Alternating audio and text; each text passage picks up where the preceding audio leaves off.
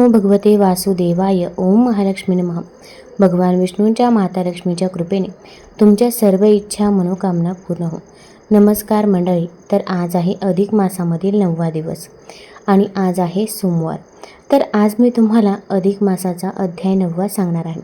हा अध्याय पठण किंवा श्रवण केल्यामुळे आपल्या आयुष्यातील दुःख, दारिद्र्य, गरिबी ही दूर होत असते आणि घरामध्ये सुख, शांती, समृद्धी येते. त्यामुळे व्हिडिओ स्किप न करता शेवटपर्यंत जरूर बघा. चॅनलमध्ये नवीन असाल तर चॅनल लाईक करा आणि सबस्क्राईब देखील करा. तसेच कमेंटमध्ये ओम नमः शिवाय किंवा ओम नमो भगवते वासुदेवाय लिहायला विसरू नका, जेणेकरून आपल्याला देखील भगवान विष्णूंचा आशीर्वाद नक्कीच प्राप्त होईल. श्री अधिक मास महात्म्य अध्याय 9वा. श्री गणेशाय नमः. नमो गणेशा श्री गणराय. वंदोनी मी तुझ्या पाया, चालवीत असे पुढे कार्य.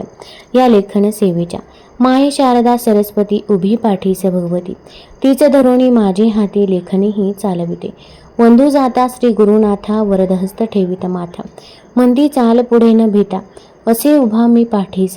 पुढे चालवी निवेदनास, नारद पुस्ती नारायणास. मेधावतीच्या पुढील कथेस आता सत्वर निवेदा.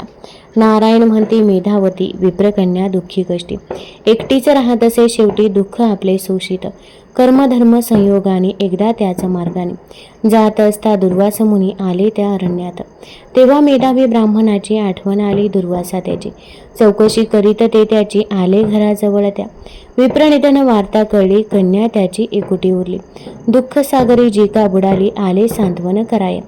कृष्ण म्हणे दुर्वास कोपिष्ट, काय सांगू त्यांची मात. इंद्रही त्यांचे दर्शना भयभीत, घाबरे पुढे यावया. परी अर्जुना तुझ्या मातेने जिंकले दुर्वास सेवा व्रताने. प्रसन्न होऊन वरदानाने भरली उंजळ कुंतीची. त्रिदशकार्षणी नावाची विद्या मंत्राने देवास बोलावया. दुर्वासे प्रसन्न होऊन या दिली कुंती मातेस. ते दुर्वास ऐके देणी मजवरती क्रोधावने. मज सवेती रुक्मिणी जोडते झाले रथास. अश्वापरी ते आम्हा उभया, रथासी त्यांच्या रे जोडून या. वरी आरूढे दुर्वास राया, ओढा म्हणती रथासी. आम्ही मानुनी धर्मनिष्ठ ते, ओढितो झाले रथाते. उभयाता कष्टलो अति ते, रथासी त्या ओढिता. तेने माझी धर्मपत्नी व्याकुळ झाली तहानेनी. ती करता पाणी पाणी जीव माझा कळवळे. तव मी काय केली मात, अंगुष्ठे धरणी दाबित भोगावती नदीत येत. प्रकट केली क्षणाते, त्या पाण्याची धार नेमकी. पडली ती रुक्मिणीच्या मुखी, जलप्राशून झाली सुखी.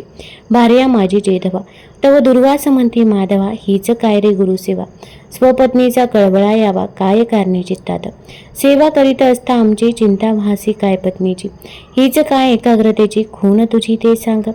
ऐसे ऐकून त्यांचे वचन, क्रोधाग्नी नेत्रीचा पाहून. क्षमेची मी याचना करून, धरिले चरण तयांचे. तव क्रोधे काय म्हणती, वापरून तू योगशक्ती. पत्नीची धरसी मनी आसक्ती, भोग आता शापासी. दुर्वासे तेव्हा शाप दिला, वियोग भोगावा लागेल तुला. एकोणी थरकाप माझा झाला, असा मुने कोपिष्ट. हा दुर्वास पुत्र अत्रींचा, प्रथम पुत्र अनुसयेचा. अवतार प्रत्यक्ष शिवाचा, पतिव्रतेच्या उदरीचा. ती धीर गंभीर ऋषी आकृती, येता अंगणी मेधावती. सविनय आली पुढती, करी वंदन चरणास. तिने पद प्रक्षालन केले, शीतल जल घालून. भावपुष्पे पदी वाहून, केला साष्टांग प्रणिपात. मनोमनी ती करी प्रार्थना, मी न जाणे स्वागत खुना. वेडी वाकुडे सेवा घ्याना, गोड मानुनी ऋषीवरा. चुकले माकले जरी लेकरू, तरी न करावा अभेरू. मी अज्ञानी दुःख भरू, सेवा ती काय करू. तिची एकूण मुख प्रार्थना, दया उपजली दुर्वास मना. मायेचे पाणी आले नाही ना, तेव्हा त्याचे क्षणभरी. तेव्हा दुर्वास काय बोलती, मेधावीची निधन वार्ता ती. कळली मला उरलीसे एकटी, आलो तुझ्या सांत्वना. मेधावी तो तव पिता, माझाही गे मित्र होता. तू त्याची अस्सीस दुहिता, मजही कन्ये समान. जन्मदाते माता पिता, जीवास ते सोडून जाता. जीव जगी पडे एकटा, हे जरी सत्य असे, तरी तू न मानी एकटेपण. सर्वांचा त्राता तो नारायण. माये बाप जीवाचा होऊन, पालन पोषण तोच करी. ती म्हणे मम भाग्योदय, तुमच्या आगमने होय. मम पित्याचे हे पुण्य, म्हणून भेटही घडे. माझे पुण्य फलास आले, आज तुमची देखील पावले. स्पर्शाचरणा दूर झाले, दैन्य दुःख जीवाचे. तव दुर्वास तिज लागून, म्हणती दुःख आवरून. आता एखादा पती पाहून, भोग संसार सुखास. स्त्रियांना पती परमेश्वर, तोच त्यांचा आधार. उभय देऊनी करात कर, करा संसार सुखाचा. तेने माझ्या पितृमनास, समाधान होईल खाच. तीच त्याची इच्छा मानस, चिंतित होते सर्वदा. तुम्ही इच्छिता मम कल्याण, परी मे दुःखी व्यथित मन. सांगा केसे ते आवरून, राहू द्या जगतात. मला न भाऊ न पिता, कोण येणार मदती करता. कोण निवारील माझी व्यथा, आधार कोण देणार. आता कोणाची या मी आधारे, आयुष्य हे कंठुबरे. कोण मला तो सावरे, आपुले इथं म्हणून. मी अबला मी दुःखी कष्टी, राहते इथे वनी एकटे. निद्रा ही नाही मला रात्री, भीती वाटते रात्रंदिन. दुःख माझे सांगू कोणास, कोण धावणार मदतीस. एकटेपण जीवास, खावयास उठत असे. उपयोग काय ऐसे जगुनी, त्यापरी त्या मरणा कवटाळूनी.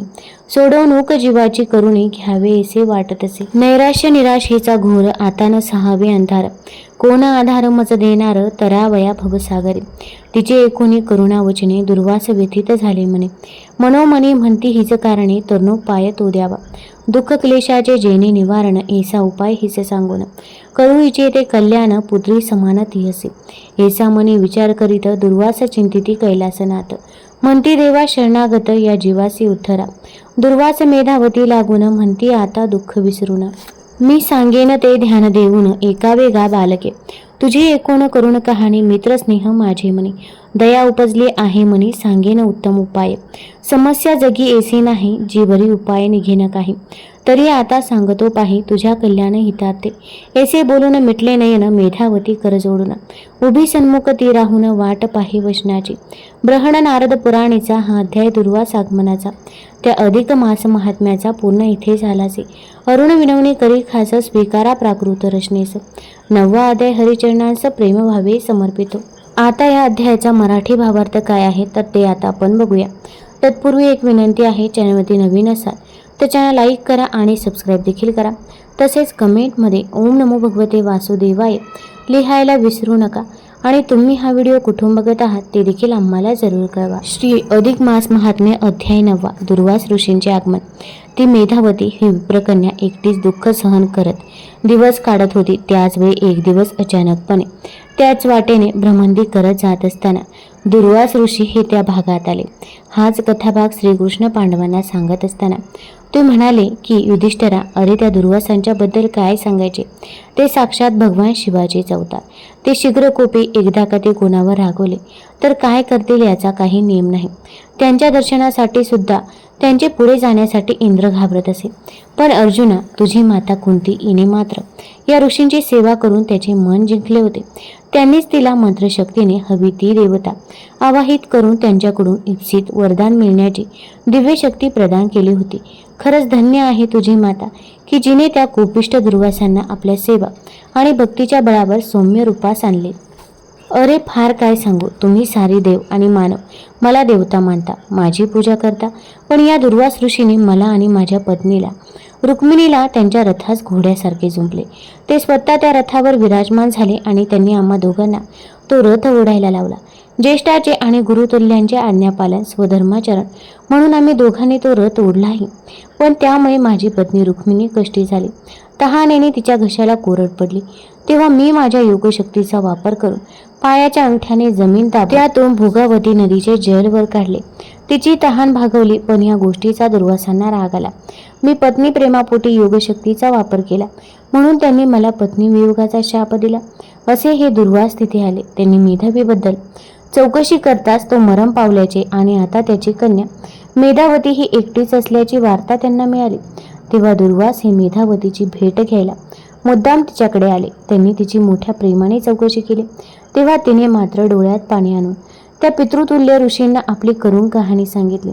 आता मला तर जगण्यातही काही आशा वाटत नाही असे ती म्हणाली. तेव्हा दुर्वासाने तिची समजूत काढून तिला आता तू लवकरच एखादा सुयोग्य असा वर पाहून विवाह कर आणि सुखाने संसार कर असा तिला सल्ला दिला. तेव्हा दुर्वास मेधावतीला म्हणाले की बाळे, तुझे कल्याण व्हावे या हेतूने मी आता तुला जो काही मोलाचा सल्ला देणार आहे तो लक्षपूर्वक ऐकून घे असे म्हणून तिच्या समस्येवर उपाय शोधण्याच्या हेतूने दुर्वासांनी डोळे मिटले. मेधावती काय ते सांगणार याची मोठ्या आतुरतेने वाट पाहू लागली. इथे ब्रहण नारदीय पुराणाचा अधिक मास महात्म्याचा 9वा अध्याय पूर्ण होतो. तुम्हाला जर हा अध्याय ही कथा आवडली असेल तर चॅनल लाईक करा, सबस्क्राईब करा आणि आपल्या मित्रपरिवारासोबत जरूर शेअर करा. धन्यवाद.